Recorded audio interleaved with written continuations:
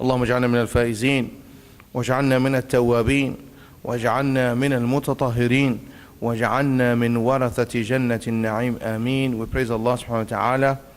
We thank Him again and again for the opportunity to pray to Him on this beautiful day of Friday, a day which was meant for prayer, for reflection, for both physical and spiritual purification. Physical, we wash ourselves, we put on clean clothes, and we make sure we are clean outwardly, but also we purify inside by thinking right, doing the right things, avoiding what is wrong, speaking what is good, reading some of the Quran, salawat on the Prophet ﷺ, and dhikr, starting from Thursday night, the eve of Friday, because we want to benefit from Sa'at al-Ijaba, the hour which is hidden, the way Laylatul Qadr is hidden in the last 10 days of Ramadan, that hour is hidden in Jum'ah, so we can work all day, at least once a week. In addition to our daily salat, we try to overcome our desires and focus on how to meet Allah one day in the best state, insha'Allah. We will witness again that there is no one worthy of worship except Allah, and Muhammad is His messenger. We will witness that Jannah and Nar are true, that Sirat, that bridge, fine, tiny bridge is true, that Mizan is true, that Allah will resurrect people from their graves, and we believe that Allah's promise is true and His Prophet ﷺ is true and haqq. My beloved brothers and sisters, last time I spoke to you, I mentioned the example of the parable of dunya being like a journey, a trip in a plane or a ship or a bus or a car. And I mentioned that in that trip we would tolerate noises, tight space, we would tolerate bad smell, we would tolerate people's attitude, because what consoles us or motivates us is our destination, because we know firmly that we're heading towards our destination, and that by itself encourages us to be patient and to wait. And that's basically the meaning of waiting and patience, is to be able to focus on your goal. So long as I'm focused on goal and I'm going towards it incrementally, and I repeat, incremental gains in life. They don't have to be big gains. Incremental. The best rain, not the heavy rain that destroys the ground. The best rain is the one that sprinkles and falls slowly, slowly, and once in a while to keep the land moisturized. Similarly, life, it's not going to be all successes. There will be dry times and wet times. There will be difficult times. There will be calm waters and heavy waters. Let us go to the ship. Let us go to the ship, not the plane, because the Prophet ﷺ spoke about ship, and the ship is like the plane. Ship sails in the water. There is no human beings except those who are in the ship. There is no civilization. There is no communication with outside. Of course, today we have satellites and this, but in reality you're isolated, sometimes thousands of kilometers or miles away, way far from humanity. Let's go to the ship. And the Prophet ﷺ gave us a beautiful example in the spirit of what we mentioned, how to look at this life. He gave the example of the ship.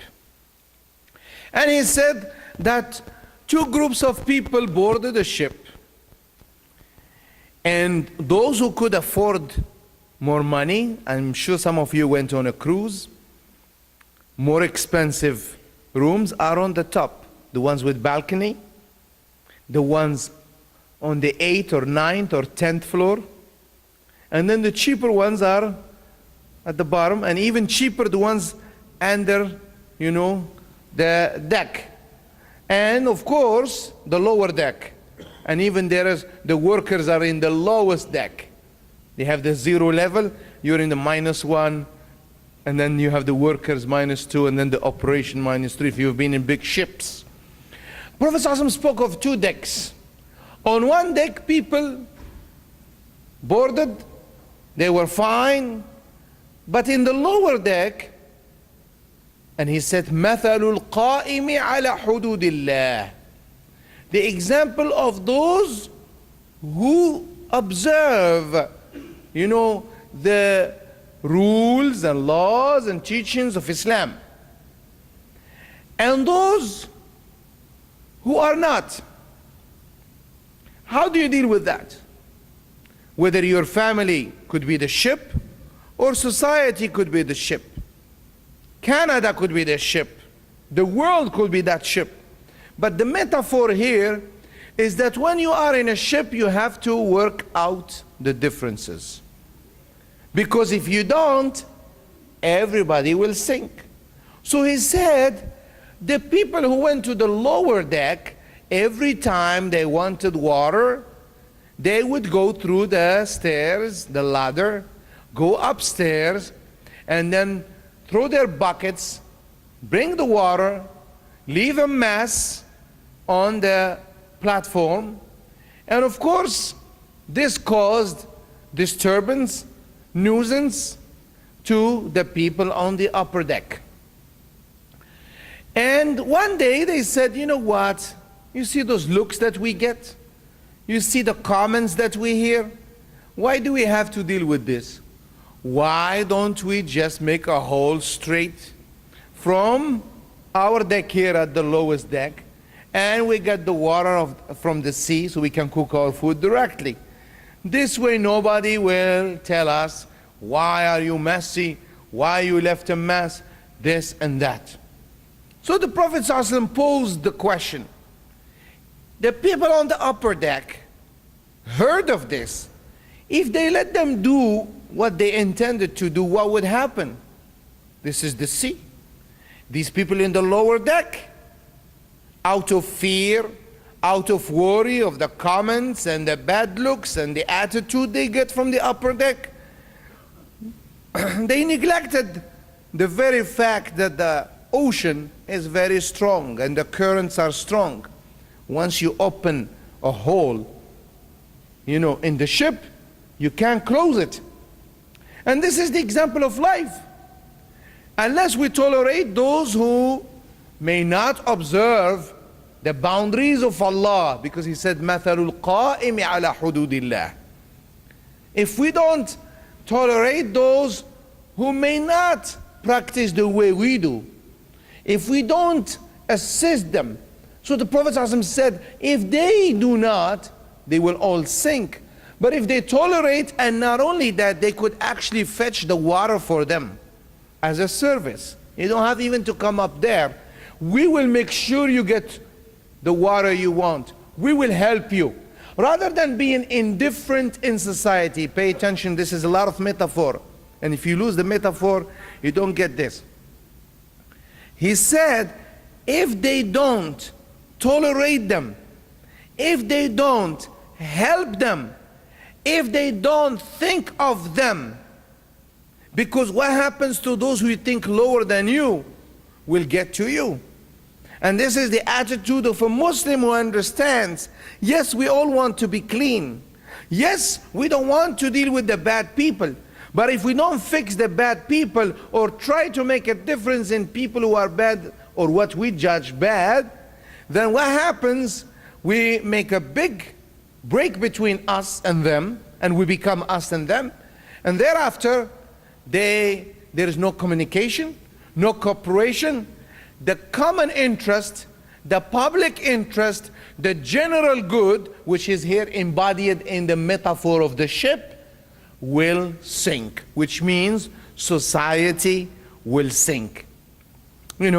most of you read the book or watched the movie Titanic. And you remember they were in the upper deck, lower deck, and those of you who went to cruise, you can relate, or went on a ship.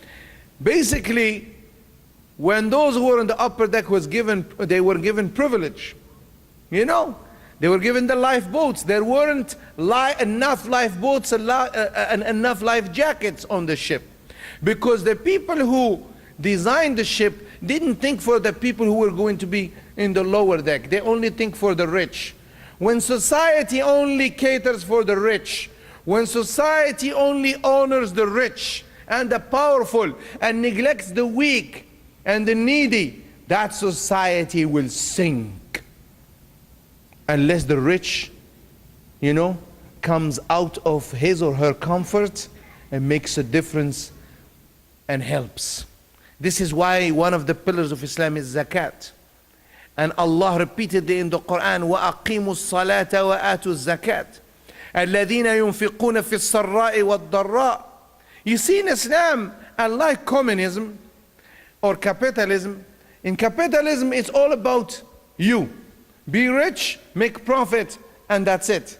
It doesn't matter. If you have to ruin somebody's business and you make a business, it's okay. It's all about crushing each other, elbowing others, taking them out of crash. People feel good about crushing others, crushing their livelihood, shutting down their businesses so your business can flourish. Whereas communism says, you have a shirt, either we wear it or we tear it. So we have to share everything, even personal things. That is not right. That kills the spirit of competition. That is unfair. Allah Azza wa Jal says, وَاللَّهُ فَضَّلَ بَعْضَكُمْ عَلَى بَعْضٍ فِي الرِّزْقِ. If you work 12 hours and she works 6 hours, you shouldn't be paid the same way. If she works 14 hours and she went to school and studied all her life, of course she should be paid better than you who works only 3 hours, 4 hours a day. It makes sense that those who work more or study more or gain, knowledge, if they are paid more, we shouldn't. We're fine with rich people. In Islam, it's okay to be rich, but you should be allocating a portion of your wealth for those who don't have. وَالَّذِينَ فِي أَمْوَالِهِمْ حَقٌّ مَعْلُومٌ لِلسَّائِلِ وَالْمَحْرُومِ.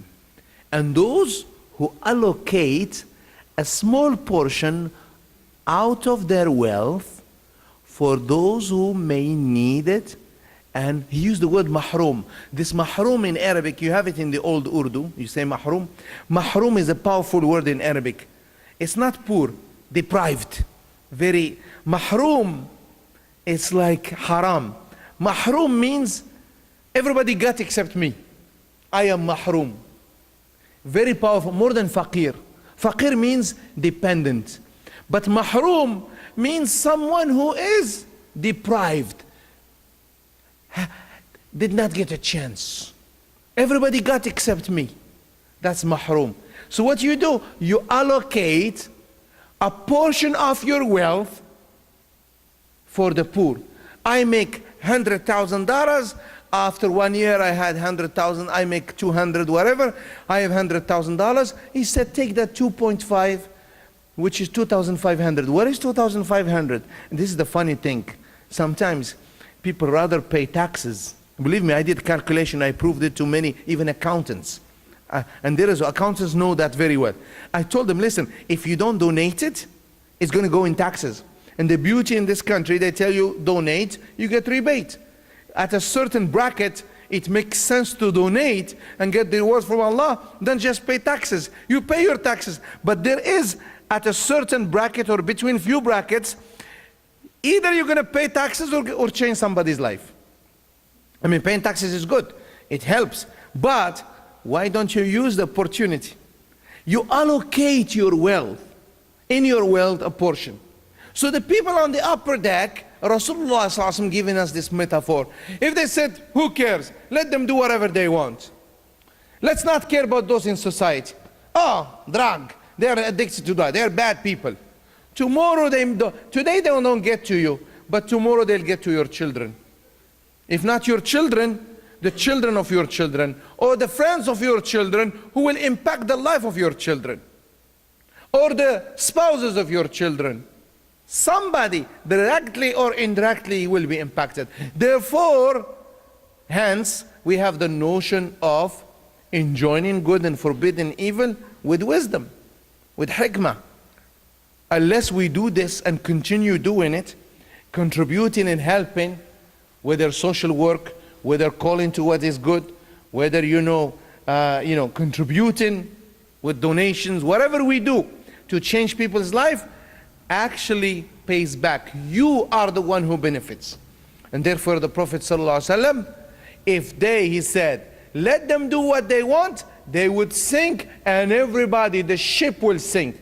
Right now in society, people live for themselves. Ask yourself, do you live for yourself or live for the society? Everybody in his room, in his cabin, in the ship, watching his television, eating his food, not bothering, until they say, you hear the siren, you hear the alarm, everybody come out, come out. And when they will come out, there isn't enough life jackets, what happened to the Titanic? Many people died. And what happened? Even the captain of the ship said, the one who made the ship said, nobody can sink the ship, not even God. He said, the ship is unsinkable. You read the book. He said, nobody can sink the ship, not even God. Subhanallah. In Liverpool, he said that. They didn't make it to America, and the ship sunk. He was hit by an iceberg. Subhanallah. An iceberg, something that melts.